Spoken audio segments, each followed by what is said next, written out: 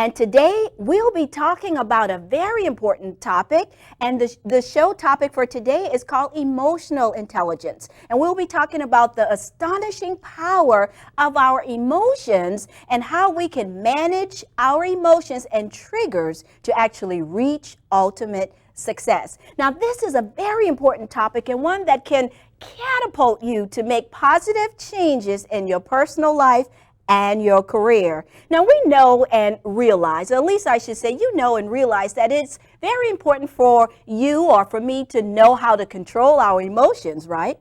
Well, let me tell you, understanding and managing your emotional triggers can change your life for to better. Now, as many of you already know, intelligence or IQ is actually defined as having the mental ability to learn from experience, to solve problems, and to use knowledge to adapt to new situations.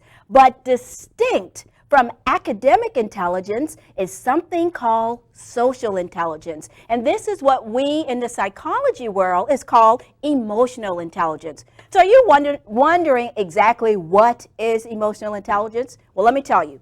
Emotional intelligence, or EI or EQ, is actually the ability to identify, to use, to understand, and to manage your own emotions in a positive and constructive way. It's really about recognizing your own emotional state and the emotional states of others around you. So as you can see, you're working on you and helping others. So it's the ability to develop an understanding of your own emotions and those people that are around you. So it's a form of intelligence that refers to how effectively people perceive, express, understand, and regulate their own emotions and the emotions of others. So if you can think about it for a moment, how many people that you know are out of control emotionally? I can name a few right now. Well, let me tell you, emotional intelligence can help people better to develop their own capabilities for dealing with feelings when interacting with others in relationships. I'm sure you can utilize that.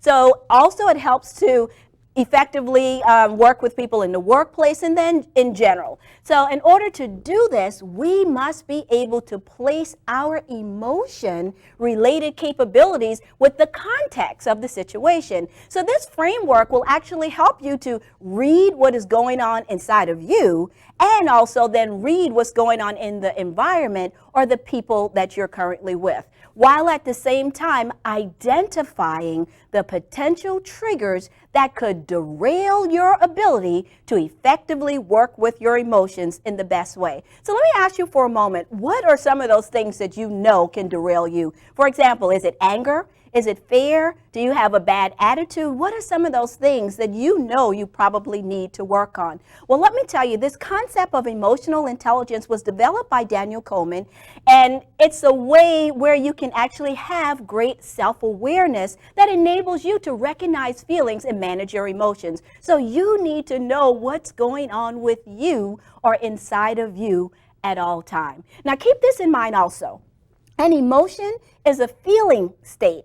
It's a feeling state, and it's a psychological and physical reaction that's experienced subjectively. So what that means is emotions are impulses to act, to take action, So some examples of some basic emotions are things like joy, anxiety, shame, anger, fear, and happiness. And with that list, you have some of those that are positive emotions and negative emotions. So emotions are definitely not thoughts. And the ability to distinguish between a thought and a feeling is the foundation of emotional intelligent behavior. So thinking is what we say a rational process that improves your ability to behave effectively. However, at times, let me tell you, your emotions can make clear thinking difficult and can block constructive behavior. Do you know what I'm talking about there? If it's not with you, then perhaps with someone you're in a relationship with.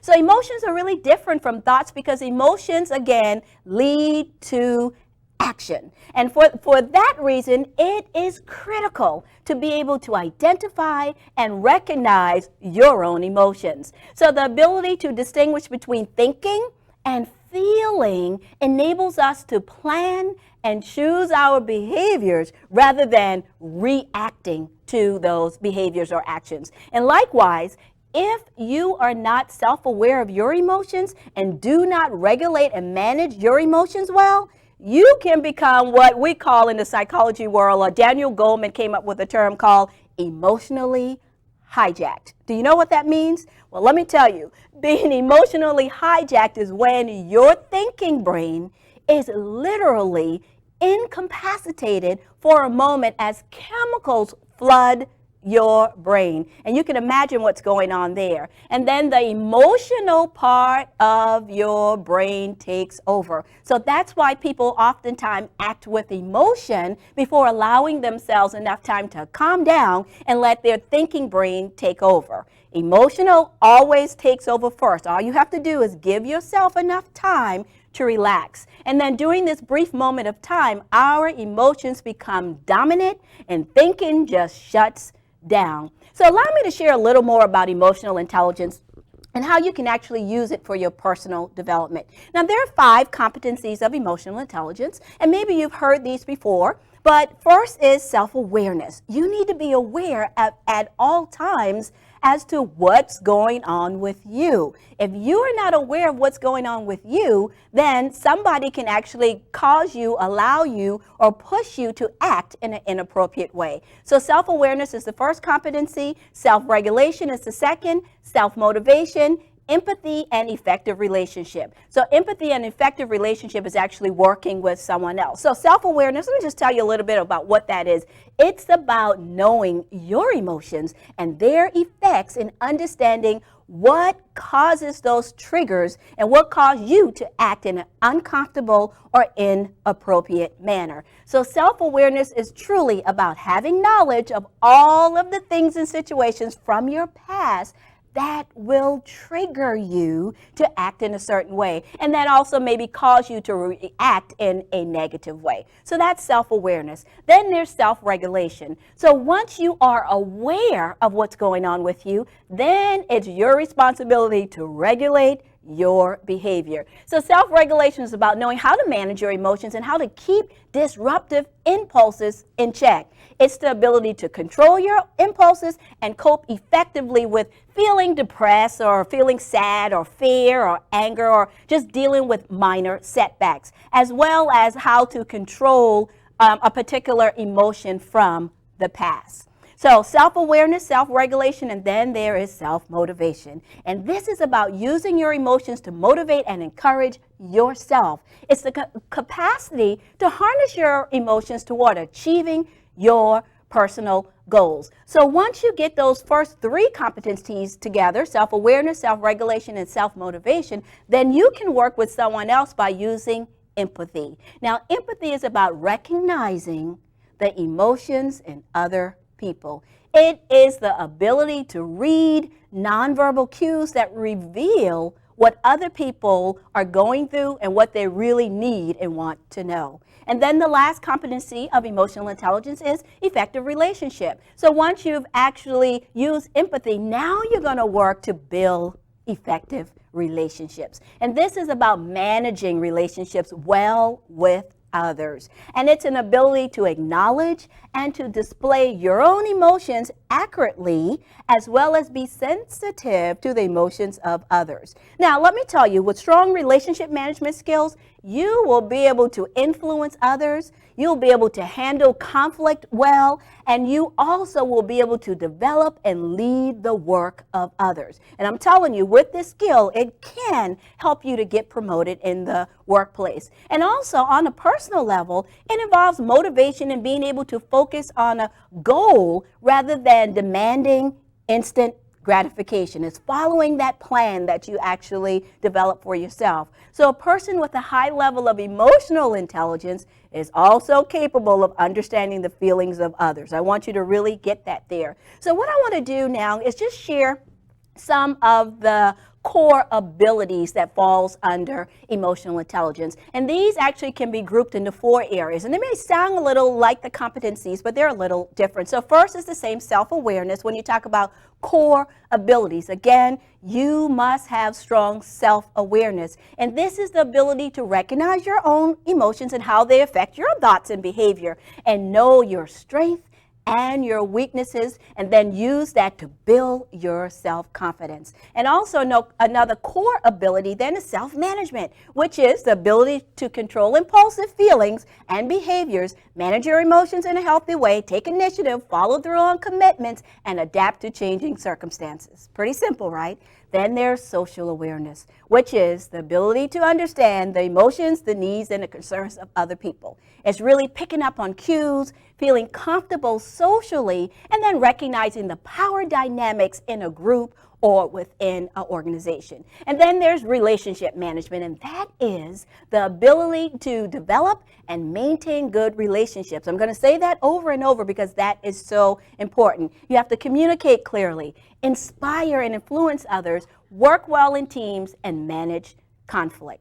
So let's talk for a moment about the difference between emotional intelligence, EQ or EI, versus intellectual intelligence, which is IQ. So everybody probably know, again, about IQ. Well, let me tell you, most of us have learned not to trust our emotions. Think about it when we're kids or parents, we tell little boys, don't cry on the playground, have that hard face. Well, we've been told that emotions distort the more accurate information our intellect supplies. Even the term emotional has come to mean weak or out of control. But I'm telling you, this is not the case. On the other hand, our abilities to memorize and to problem solve, to spell words and do mathematical calculations that are easily measured. That way is easily measured through written tests and the grades that we get and different things like that when we're in school. We can prove our IQ, and that's why so many people try to focus on IQ rather than EQ. Now, ultimately, these intellectual abilities dictate which college will accept us and which career path we're advised to follow. However, intellectual intelligence is usually less important in determining how successful we're going to be in life and also in the workplace. So emotional intelligence then comes into play, because think about this. If you have a high IQ, guess what? If you got accepted into a college, all of the other people around you probably have a same or similar IQ. So those people will probably be in the same career fields, so you're still competing with those same people. So emotional intelligence is what's going to set you apart. So this is a different type of intelligence. Really, with emotional intelligence, it's about being smart and using your emotions in a smart way. So it's not just book smart. So the evidence actually shows that emotional intelligence matters just as much as intellectual ability, if not more so. So when it comes to happiness and success in life, emotional intelligence is very important, and it helps us to build strong relationships, succeed at work, and achieve our goals. So again, the skills of emotional intelligence can be developed throughout our lives. So I want to talk a little bit about how you can actually boost your own emotional intelligence by learning how to rapidly reduce stress. You can use emotional intelligence by connecting to your own emotions, by communicating non-verbally and being in tune with what's going on with someone else. And also, listen to this, a way to build your emotional intelligence is to use humor and play to deal with challenges. Yes, we do this in the workplace all of the time. I have executives and team building events, and we use humor and play to get team events done and work out some strategies and challenges that's going on in the organization. So humor and play can actually diffuse conflicts with confidence and self-assurance. Now, most of us know that there's a world of difference between knowledge and behavior, right? And this is the thing. People may have the knowledge, but they don't use the right behavior or take action. They do not apply that knowledge to make changes in their lives. So that's what I'm prompting you today, and that's why we're doing this show. Use these emotional intelligence skills. There are many things that we may know and want to do, but don't do or can't do when we're under pressure. And this is especially true when it comes to emotional intelligence. Now, emotional intelligence is not learned in the standard intellectual way. It must be learned and understood on an emotional level. That's how we work it. So we can't simply read about emotional intelligence and master it through memorization. You can't just hear the show and say, I'm going to become emotionally intelligent. You need to follow up. So in order to learn about emotional intelligence in a way that produces change, we need to engage the emotional parts of our brain in ways that connect us to others. Yes. And this kind of learning is based on what we see, what we hear, and what we feel. So know that we can develop our emotional intelligence by utilizing some key skills, and intellectual understanding, let me tell you, is very important. That is the first step. Intellectual understanding. Now, the development of emotional intelligence depends on, again, sensory, nonverbal learning, and real life practice. You must take action. So in order to do that, you want to utilize these skills that we talked about. The 5 skills of emotional intelligence can be learned by anyone at any time. You just have to take action and launch them. But there is a difference between learning about emotional intelligence and applying that knowledge in your life.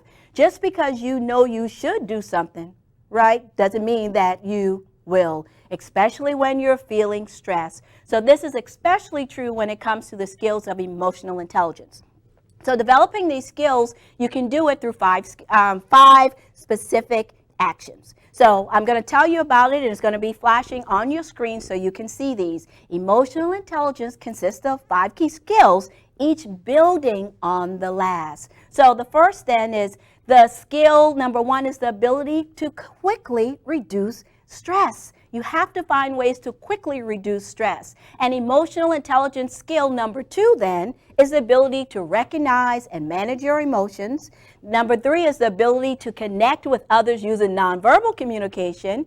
And then number 4 is the ability to use humor and play to deal with these challenges.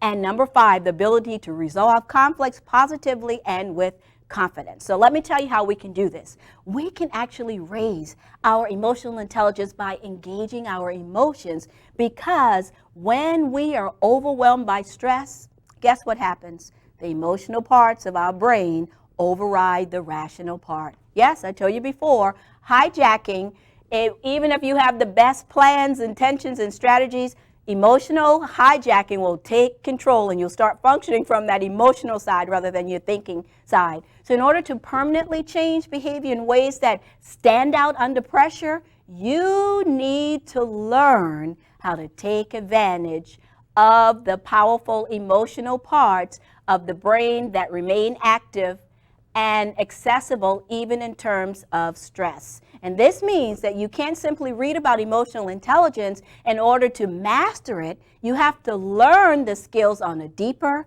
emotional level, experiencing and practicing them in your everyday life. So here are some strategies that you can use. Skill number 1 is the ability to reduce stress. And again, this is very, very important. When we're under high levels of stress, rational thinking and decision making, what?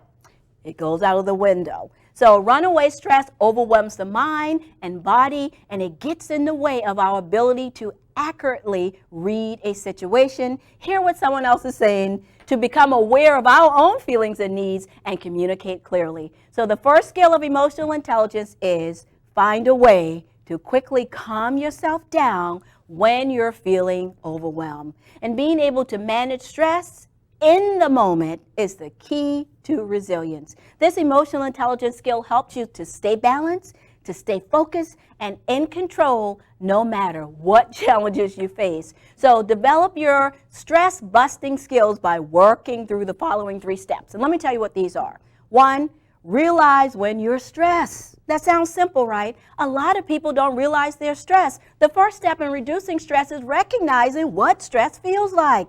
Many of us spend so much time in an unbalanced state that we've forgotten what it feels like to be calm and relax. So identify what stress is, the stressors in your life. Then you want to identify your stress response. How are you going to react to it? Everyone reacts differently to stress. Do you tend to space out and get depressed, become angry? What do you do when you're stressed out? Do you freeze with anxiety? Now, the best way to quickly calm yourself depends on your specific stress response. And the next thing you want to do is discover the stress-busting techniques that works for you. For me, meditation is very important, being in a quiet environment. And the best way to reduce stress quickly is through the senses, through sight, sound, smell, taste, and touch. But each person responds differently to sensory input, so you need to find things that are soothing to you, whether it's music, reading a book, some quiet time, or whatever. So in order to be emotionally healthy and emotionally intelligent, you must reconnect your core emotions, understand them, and become comfortable with them. And also you want to learn how to smooth over differences. Using gentle humor often help us say things that might be otherwise difficult to express without creating a flap or bad thing for the relationship. Also, become more creative. When we loosen up, we free ourselves of rigid ways of thinking and being, and allowing us to get creative and see things in a new way often helps that relationship.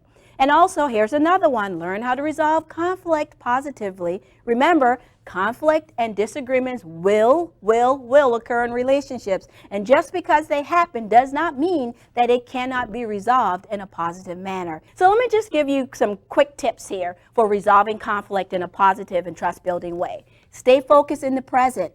That's something that's very important. The second one that I want to give to you after you stay focused in the present is to always think about solving the problem. So number two, then, after you've solved the problem, you stayed focused in the present, choose your arguments. So I'm going to go then to number three, is after you choose your arguments, be willing to forgive. And then the next one is, remember that conflict resolution involves giving up the urge to punish. So ending conflicts that can't be resolved is also where you want to be when nothing else seems to work. So I hope some of these strategies helped as you're dealing with and building your emotional intelligence. Just remember, right now we are at the close of our show today, and I would like to say thank you for joining us today, and be sure to tune in next time. So I want to say thank you to my crew today and to my biggest fan in the whole wide world, my dad down in Charleston, South Carolina. Utilize these skills, put them in action, and remember, we create a new tomorrow by what we dream today. We'll see you next time.